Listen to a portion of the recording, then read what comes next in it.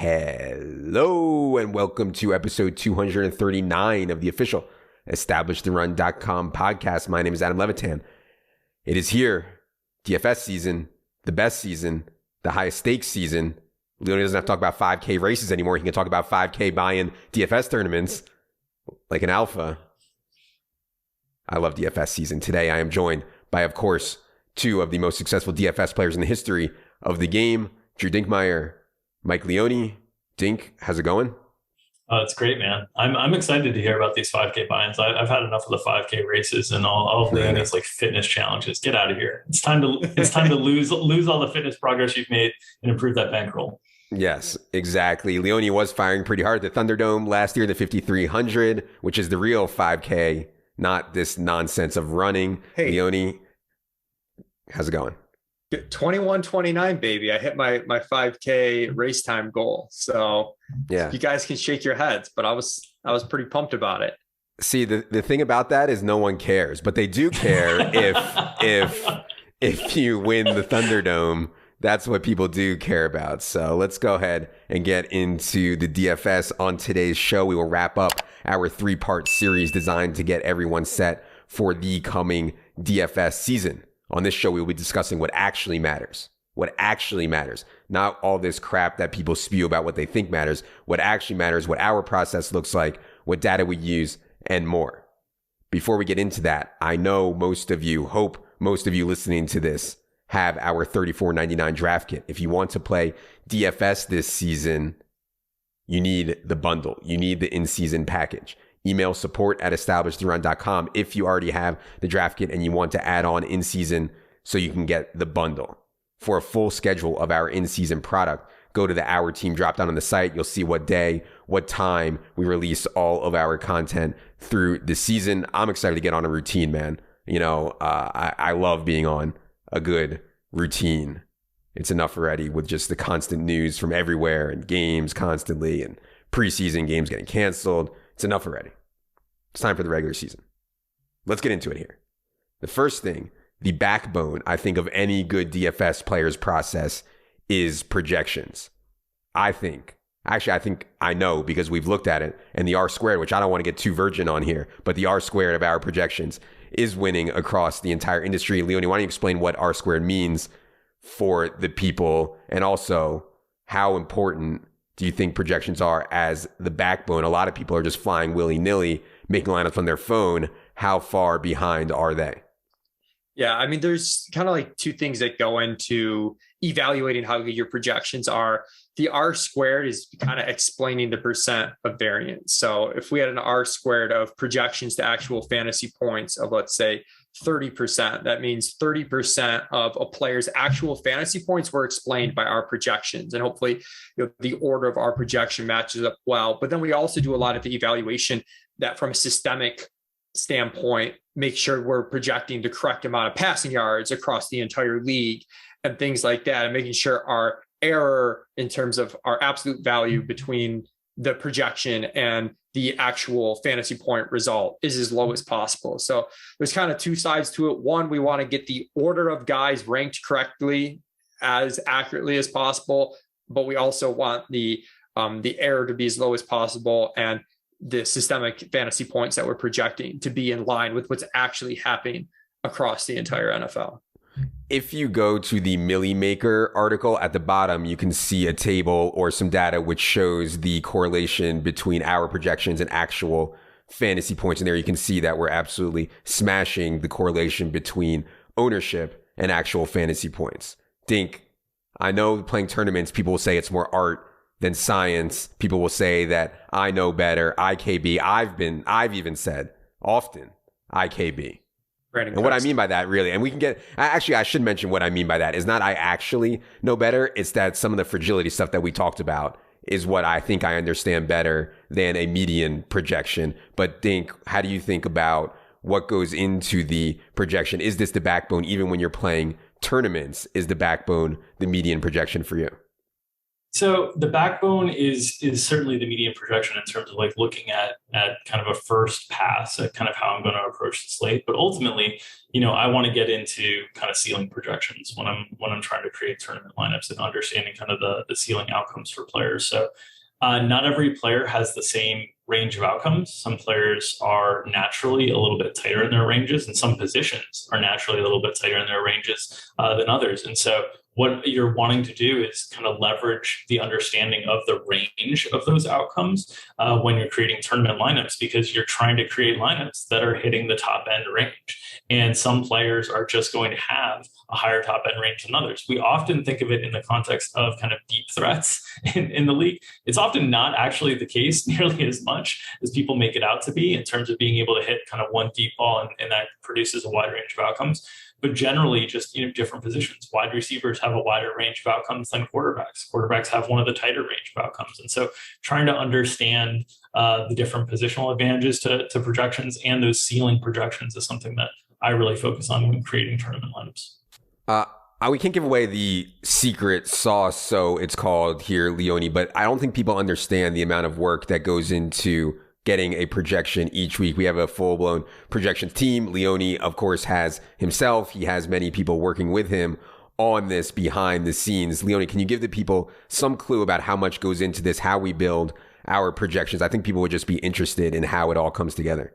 Yeah, I'm really excited. As you mentioned, our R squared was pretty good. It was a lot better than the DraftKings salary to fantasy points scored, which it should be. That's kind of like your minimum threshold, is you want to beat that. And we did beat that across all the positions by a meaningful amount. And I'm going through a process this offseason of even improving that further, tailoring our projections. And that involves, we're looking at historic baselines for players. So kind of figuring out their true talent level. So that's something we do, figure out the amount of regression based on, the attempts that they've seen so far. And also, doing something so that we're weighting recent attempts more than past attempts. We want to look at a few years to get a large enough sample, but we also want to be adjusting AJ Green when he's dust through the first 6 weeks a little bit quicker. We don't want his games from 3 years ago counting as much as, the 6 games he already played. So we're, first and most important is getting those baselines as accurate as possible. And then we do a lot of nerdy shit, quite frankly, to try and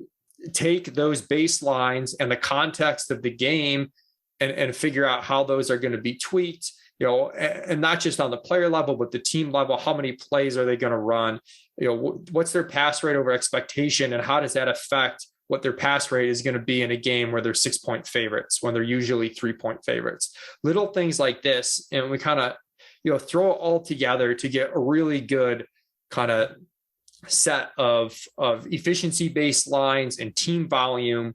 And that's really important. And much of that is done through machine learning and through different things that we've done, not to get like too into the weeds.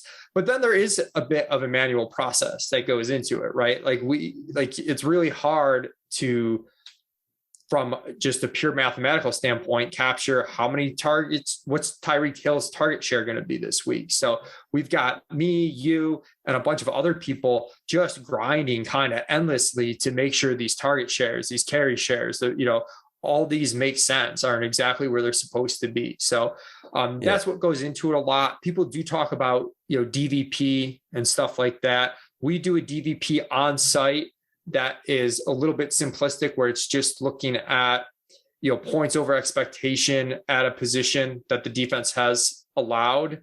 And it's predictive going forward, but our actual DFS projections aren't just multiplying like base fantasy points times that DVP. It's a lot more intricate. We're looking at the DVP of like all the underlying stats, not just the fantasy points. We're looking at the DVP of, yards per catch rate, and then we're calculating fantasy points from that.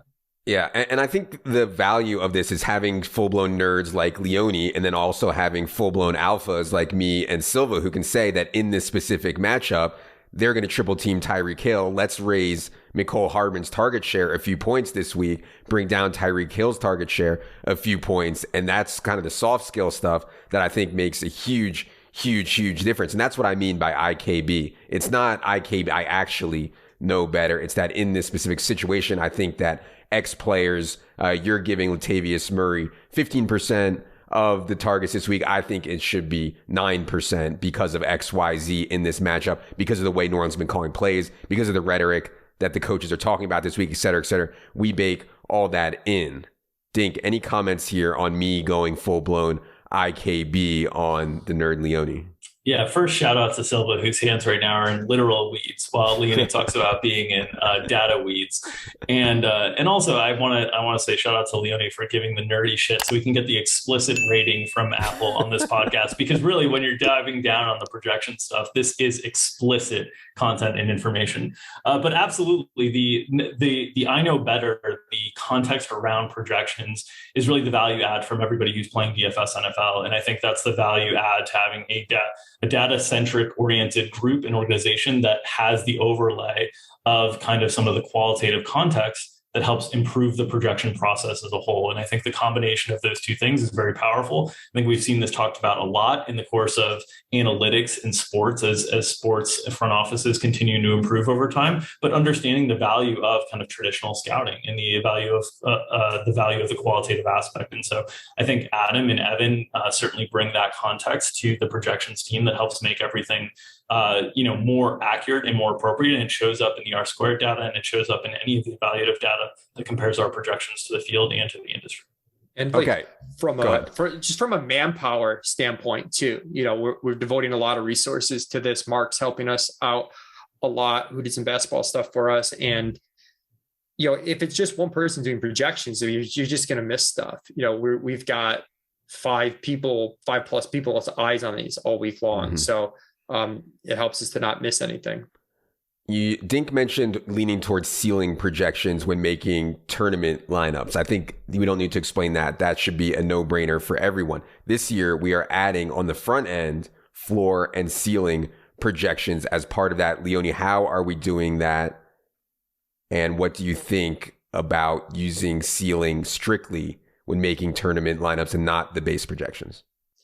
Yeah, I think I'm really excited for this to be a part of the product. The way we're going about it is you're looking at not only a player's individual standard deviation, which is kind of their past volatility of games. That is a part of our floor and ceiling projections, but we've seen some research that says a player's past volatility is not necessarily stable with their future volatility. It matters a little bit. So we also want to look at archetypes of players. How many air yards are they having this week, and how does that affect their median versus ceiling outcomes?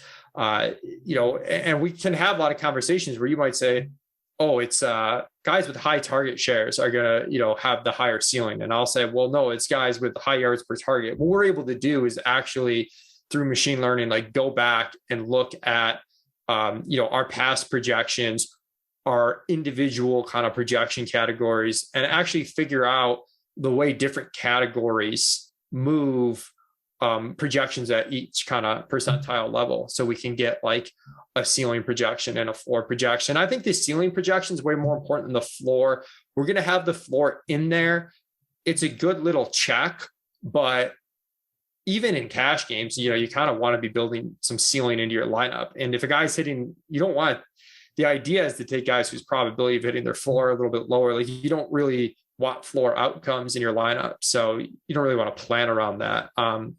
There's some push and pull there, of course, but the ceiling projection, I think, will help a lot for tournaments where we start to see players in, maybe higher total games or, certain archetypes of wide receivers and backs.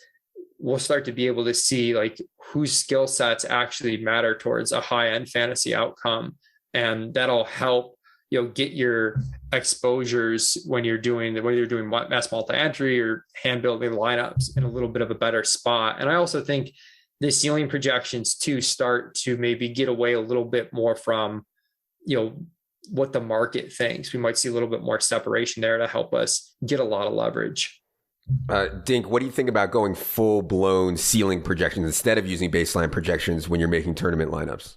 So that's what I like to do. I think the natural separation and basically everybody's got a somewhat similar process in terms of how they're coming to create kind of median projections. It's a lot of like looking at past usage and looking at a player's like skill rate and trying to derive that. And some people can do it better than others. The amount of work and the amount of effort that we're putting into it, I think, does provide some level of separation.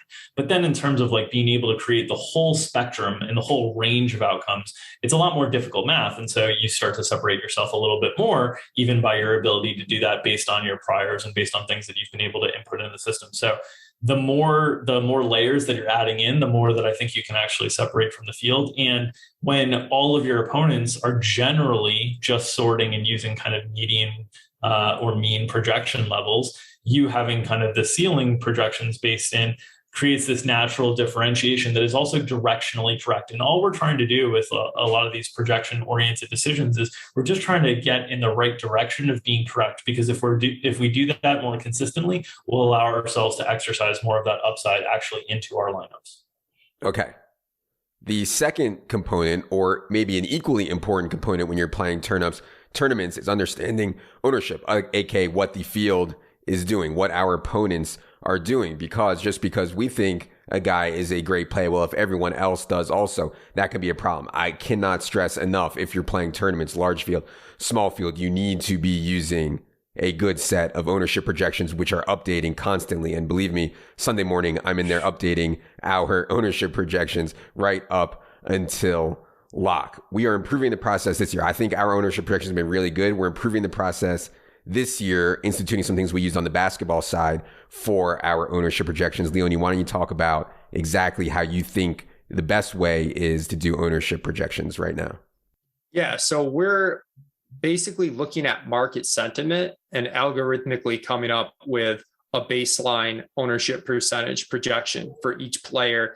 And within doing that, everything makes sure that we're projecting the correct amount of total salary, the correct amount of exposure at each position, running back, wide receiver, which really gets us in line ballpark, because that's really important when you're doing ownership projections. Is they have to make sense as far as how people are actually going to build their lineup. So if you're projecting, if you look at your total ownership projections and the average total salary spits out to $50,500, well, you're going to be over projecting some expensive players and under projecting some less expensive players. So having the market sentiment built in, and then these automatic checks and balances to make sure that we're in line systemically, is going to get us really, really narrowed down to a strong baseline. And then, as Drew said, it's really important to combine qualitative and quantitative methods. And this is something that you've excelled at, is these ownership projections the past years, Adam. So, you've got the ability to go in and make some tweaks to these projections and have the systemic, checks and balances built in so that you can't screw those up, but you can tweak, Donald Parham's popping in the PSM and everybody knows it. You can tweak them up a little bit. So I think it's going to be, really accurate and really help us out, really give us the most accurate information to base our rosters off of. Yeah. And I think, having your finger on the pulse of kind of the field is something that I try to do a lot. As the field has more and more built around projections, it's important to have this market sentiment in there and built in as part of it. I know you guys on Saturday, you guys can't even do your Saturday show without having the ownership projections, Leone. That's how important this stuff is, right, Dink? I mean, literally, you guys can't even do the show without it. I think sometimes people underestimate how important this stuff is. Could you imagine let's say we had no idea what the field was doing. How would you even go about making lineups? Because I think it's people just underestimate how important it is, Dink, to have good ownership projections. Yeah, I mean, I think if you look back at kind of the evolution in the history of DFS, when we were creating tournament lineups in 2013 through 2015, right?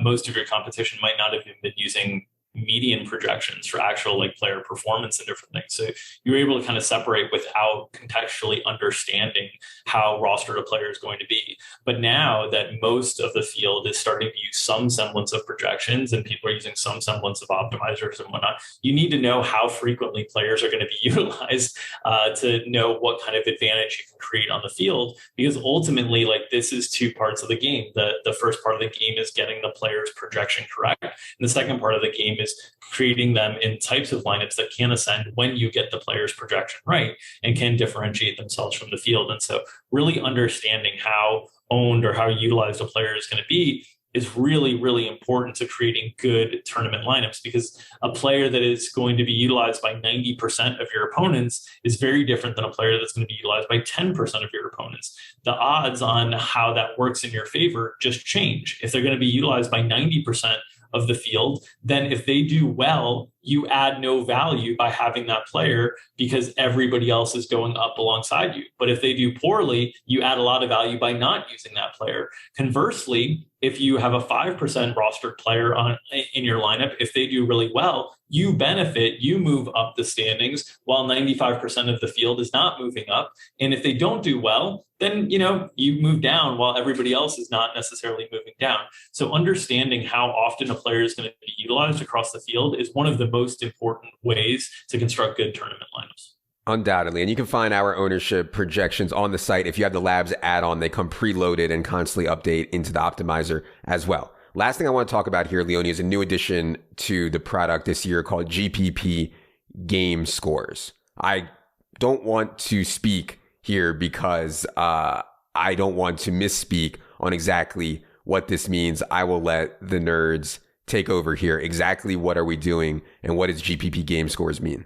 Yeah, we're working with Adam Roush, who approached us in the offseason, and he has this cool system he put in place to make these GPP game scores. And essentially what we're trying to do is come down to one number to say how good of a target is this game for game stacking for GPPs, and you're sort of how much better is it than the other games? Maybe it's close, maybe it's not. And the way we're doing that is taking a look at kind of the Vegas expectation for that game, our fantasy point expectation, and our fantasy point expectation relative to salary in that game, and then our ownership percentages for that game. And we're kind of combining all of those different elements to give you one number that basically tells you this is how good that game is. So in a way, what we're doing is combining this ceiling boom potential with the leverage on the field and how much they're going to play, because it's a push and pull. Like, obviously we're willing to take on a little bit more ownership as the ceiling goes up and vice versa. So we're doing that. Another thing too, it's going to be strictly beta, and it won't be a tool on site, but I'll try and talk about it on Established a Million. But I am working with our new ownership projections and our ceiling projections, whatnot, is coming up with kind of a break even point for players where I can kind of say, this week, Derrick Henry at our current projection, his break even as far as the expected value in tournament is 35% ownership. Anything over that, you probably want to start to fade a little bit. Anything under that, you want to start to get overweight a little bit.